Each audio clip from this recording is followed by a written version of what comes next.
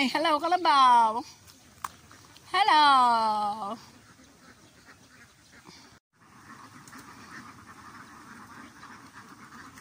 Nasabak ang pa ako sa bukirin dito sa Pilapil. Mainit. Mataas na ang sikat ng araw. Papunta ito sa aming tungana. Hiniingatan ko ang aking paa kasi kahihilot lang nung manghihilot. Ay sabi ay lamig-lamig daw. Kaya ako'y mahina lumakad ngayon. Yun ang aming pogpog.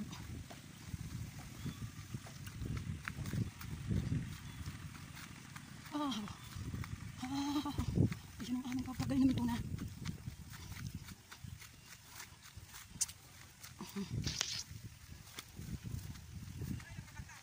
Ayun. Ay, makakaabot din sa tumana. Ay, dito sa sinasabi na tumana namin. Oh, dadaan ko sa damo. Dali. Aray, hindi ako makaakyat. Ay, hindi ako makaakyat saglit. Hindi na ako sanay. Ito na, ako sa aming saka. Dito sa may tabi ng rest house. Yun, ibinababa na ang makina. Ay, hindi pala namin ito. Pog pala ni kuyang ko.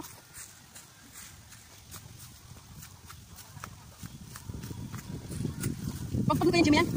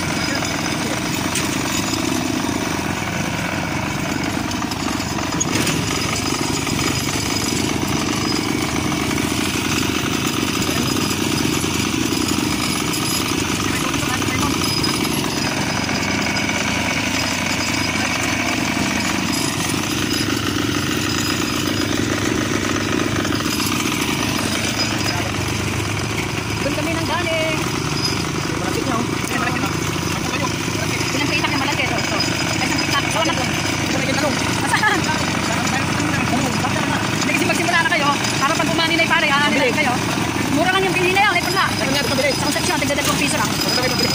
Pag pumunta sa kuya mo na to. Ay, nabangan ng ano, akasya ba yan? Ay, nagpagpa. Ito yung dating rest house.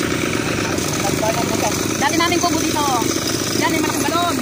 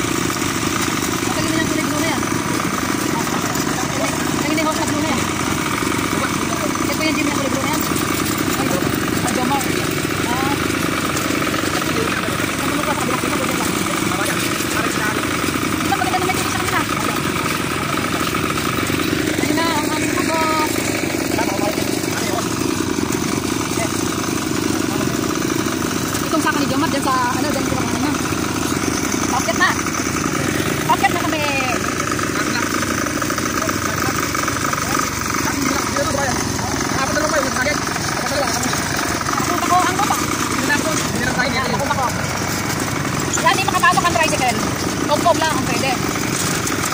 Iniwan namin ang tricycle doon sa kanto.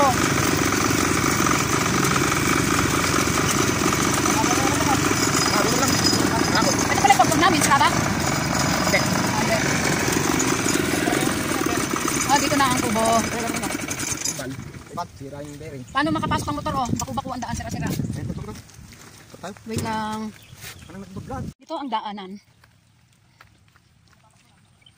Bibidyoin ko ang isang saka namin. Dito na sa tatapatan ko ng video. Tayo ito ba sa atin? Ito na daw. Ito na ang sa amin. Bababa ako. Yan. Ito ang higit 1 hectare. Ang mga katabi ditong pananim ay sa aking mga kapatid. At yung sa gabi doon ay sa aming mga kapitbahay.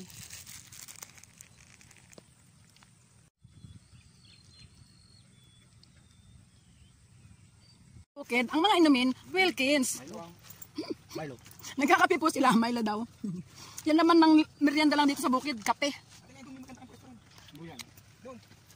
Ito si Borlay, siyang driver ng Pogpog. Siya yun, galon na nahilo. Siya yung Katiwaldas. Katiwaldas. Yan naman nakikita yung mukha mo. Oh, labas mo yung mukha mo ha. Ganyan.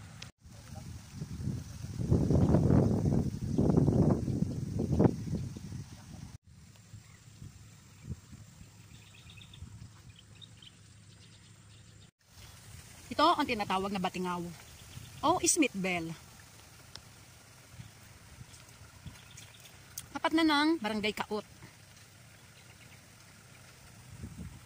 Narito ang daan papunta rito sa Batingaw. Pag nag-ulan-ulan, ganyan na, bako-bako. Lalakarin lang namin hanggang doon. Sa may motor namin doon. Kasi doon kami kanina dumaan sa kabila, doon sa may tumana. Pero ito ang talagang daan. Ito ang control. Or flood control. Yun ang kubo. Yun ang aking pinanggalingan doon sa kubo na yon. Dito kami nagdaan kanina papanik dito. Papunta sa kubo. Paikot yun papunta roon sa aming tumana. Ngunit ngayon, dito kami dadaan sa talagang daan. Dito sa bako-bako. Papunta roon. Hindi matatanaw ang motor namin, malayo pa. Lalakarin namin itong matigas na lupa na balon-balon. Kaya hindi makakapasok ang motor dito. Gawa nung nag-ulan-ulan, nagiging ganito ang daan.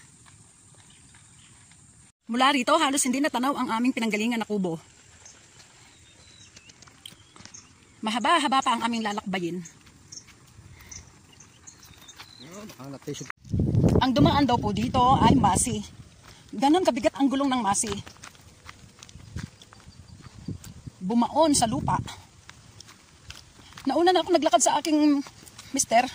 Ngayon naunahan pa niya ako.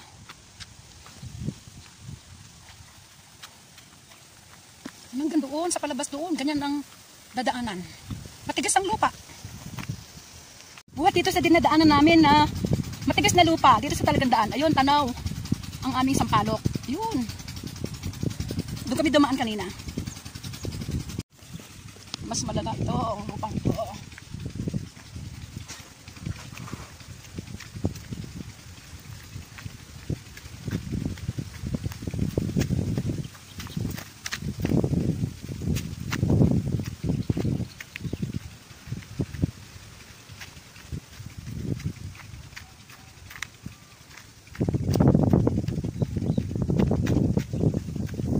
Ayun, doon kami nang galing.